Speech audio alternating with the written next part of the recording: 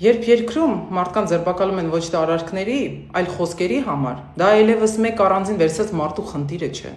Խնդիրը այլ է։ Ինչպիսին է լինելու Հայաստանը։ Ազատ, թե վախեցած։ Երբ երկրում հարցերը լուծում են վիրավորանքներով սոցիալական ցանցերում, իսկ այդ ժամանակ քո երկիրը շփոթում են Կամբոջայի կամ Ալբանիայի հետ, դա վերաբերվում է մեզ բոլորիս, մեր պատվին։ Արդեն 121 օր է, ինչ իմ ընտանիքը կանգնած է ոչ միայն հարազատ մարդու կողքին, այլ յուրաքանչյուր Հայաստանի Հանրապետության քաղաքացու իրավունքների ու արժեքների պաշտպանության համար։ Իմ հայրը կալանքի տակ է այն խոսքերի համար, որ կանգնած է եկեղեցու կողքին։ Մենք բոլորս կանգնած ենք և շարունակելու ենք կանգնել եկեղեցու կողքին ու պաշտպանել մեր արժեքները։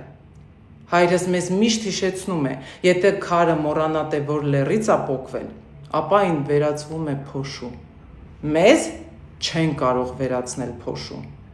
Վաղը, հոկտեմբերի 18-ին, ժամը 16:30-ին, սպասում եմ ձեզ Ազատության հրապարակում։ Ոչ թե ինչ-որ մեկի համար, այլ ձեզ համար,